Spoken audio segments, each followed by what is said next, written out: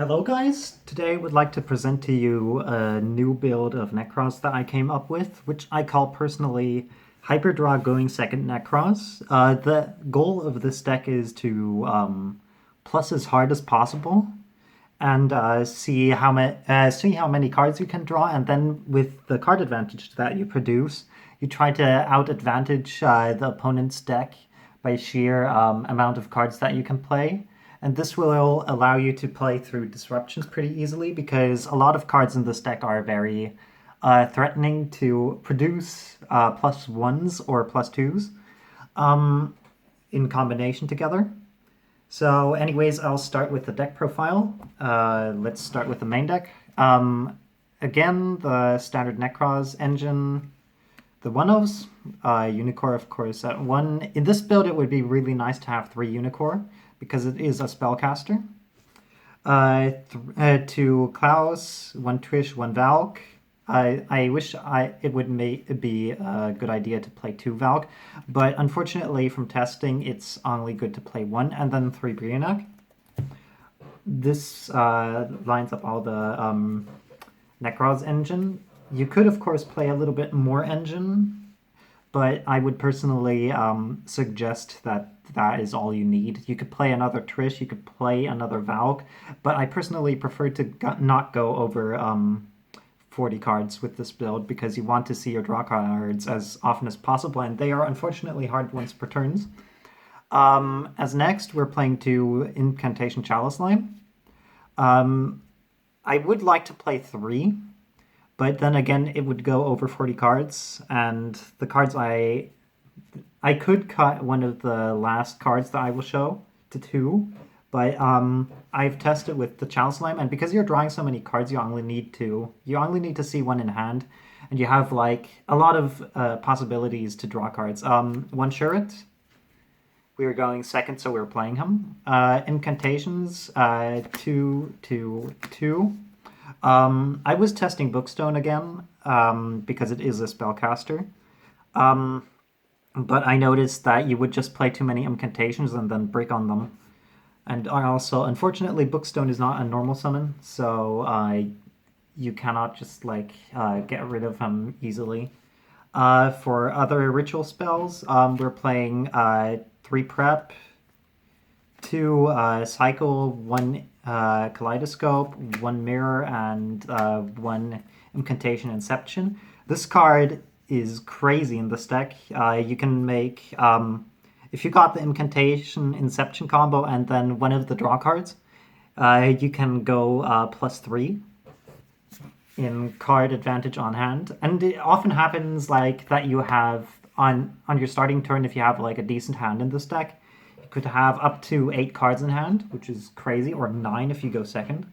Now for the other cards in the deck, we're playing a Spellbook engine of 2, 1, 2. You could play 2 Secrets to see this engine a little bit more, but I decided to also play some more impactful cards to draw later on.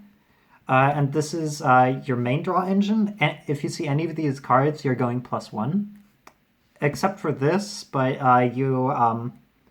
but like if you see this plus Chalice Slime, you can also go plus and draw stuff. Or if you see the next couple cards, you can go +1 off of it.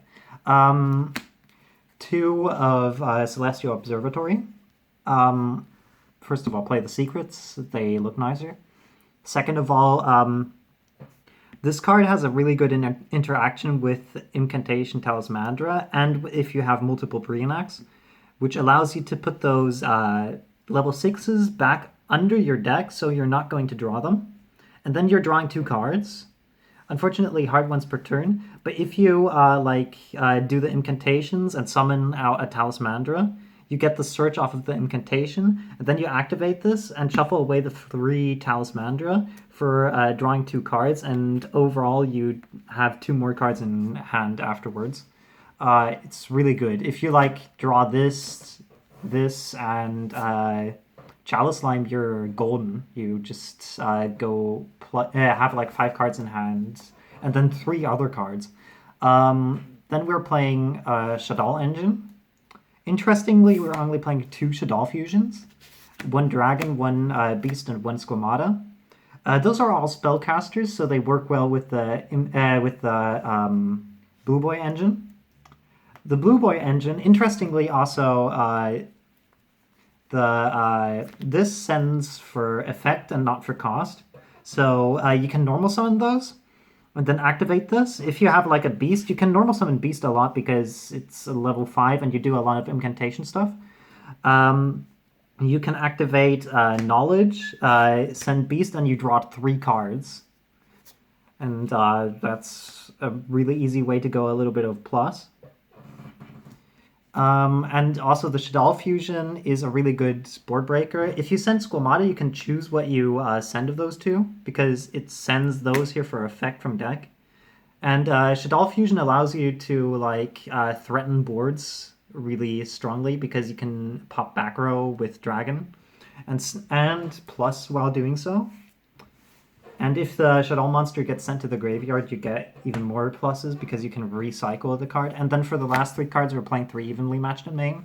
We're going second deck, and because we have so much draw power, we can depend on drawing this. And if you draw this, you can board wipe most of the control-ish decks that run around currently.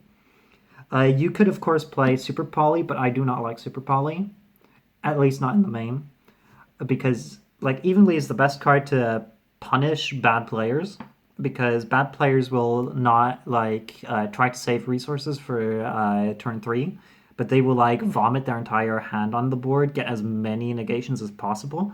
And because you have so many draw power cards, you can play through negations and then punish them with Evenly Matched plus Trishula.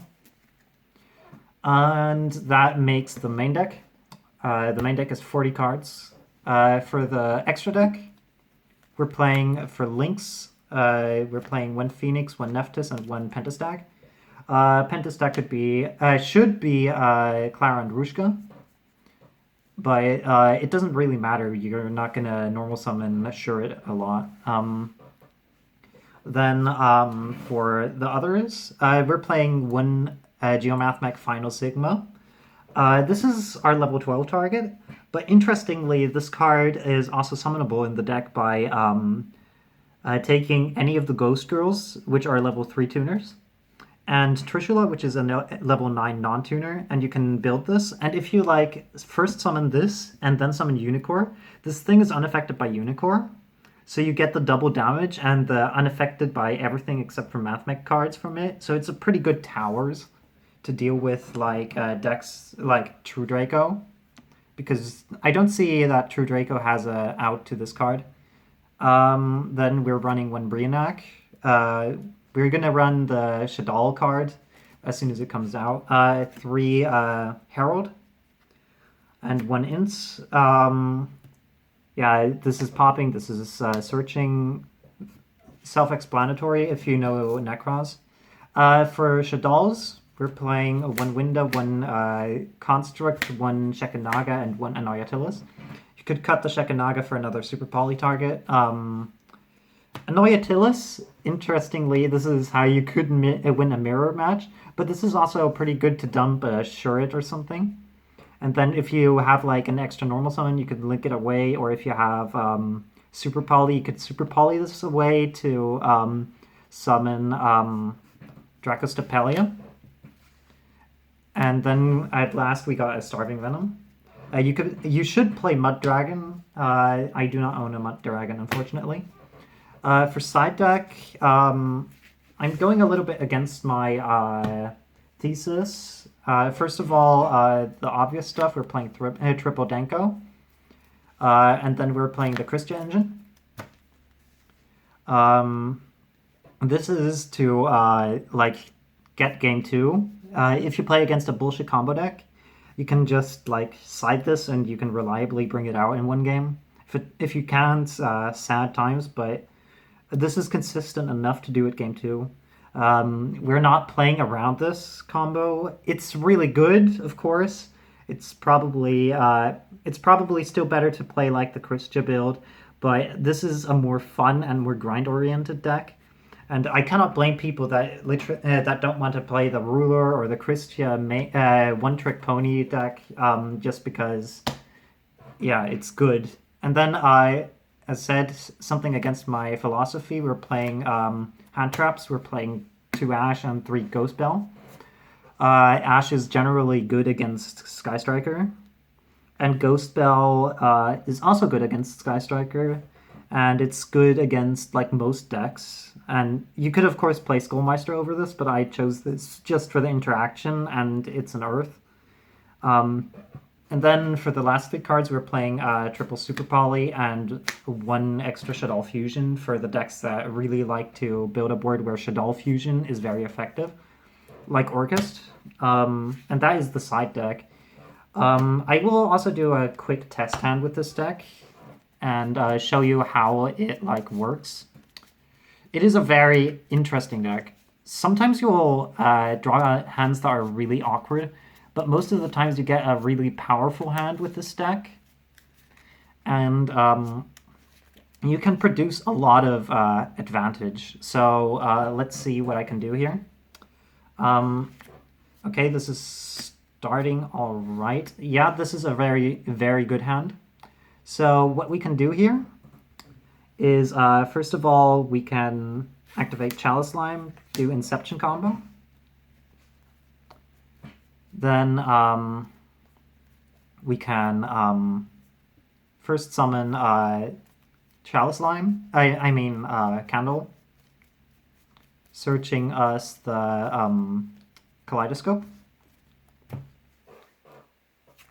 Then we can activate this effect to add this to hand, tribute the Candle to special Mandra.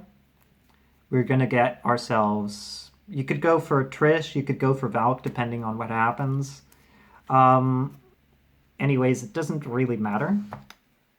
Let's go for Valk. There are a lot of options with this hand. If you want to play more of a safe game, you could, of course, go for doing that. And then we're going to activate Kaleido. We're going to go really greedy here, and then special summon this, sending the final Sigma. I don't do this a lot, but it is pretty solid. And then we're going to use the effect of... we're going to use Nekroz of Valkyrus after we normal summon Beast. Then we can like attack. Then effect Valkyrus, we're tributing Beast and Squamata. Or like, if you want to, you could also keep the Squamata in hand and just tribute the Beast and the Talismandra. To draw 2 cards. Oh, look at this. Our hand is even more insane. And then we get a draw off of Beast. Oh god, look at this. We're going plus 1,000,000. Then we can go prep. Breenak and get back the Kaleidoscope. So, look at how massively plus we're going right now. Just off of this. Then we got even more plays later on. Like, if we want to, we could Breenak and then... Or if you want to, you could now go into a rank 4 if you play rank 4s. You have a lot of options here, and that is the point of the deck. It's a really, really interesting and very fun deck to play. Yeah, and it's basically just hard drawing all the good cards in this deck just to gain a lot of pluses. And because of all those pluses, you can out-advantage your opponent. Like, you have like 3 to 5 turns of pure grinding through your deck. A lot. What will happen a lot with this deck is that you get your opponent to like outgrind you so much that you do not have any incantations or ritual monsters in your deck, and but usually you win at that point unless you like play against like an infinite resource deck like Orchest. Usually you can like outgrind anything, and it's a really, really strong engine, and playing the 40 cards also helps you to get this snowball effect of just drawing and drawing and searching and drawing and searching. Yeah, you get a lot of this, And I wanted to show this deck because it is a deck that I've been having a lot of fun and even success within the 800 to 1000 elo on Dueling Book. And yeah, I wish you a lot of fun doing this deck. I think it is pretty competitive, especially if you do not like own the extravagances and you do not want to play the ruler combo. You can use this deck and basically draw your entire deck for like your good cards. And this also probably has a pretty neat Draco matchup. You just side out the Shaddolls fusions and go for like the Denkos, and then you can also, yeah, there are a billion plays you can do. Um, all in all, I thank you for watching this video. If you have any ideas for future decks that I could show, for example, I may show Monarch Nekroz builds because my Discord is making a lot of fun of it being the best variant. Of course, it isn't, but it is hilarious because you can Zabor a 2-card Zabor combo on your opponent's turn. And I will also do a video on the six Sam FTK, Six Samurai FTK. But for that, we will probably need to wait 1 to 2 weeks until I get the new Link monster that is coming out on Thursday.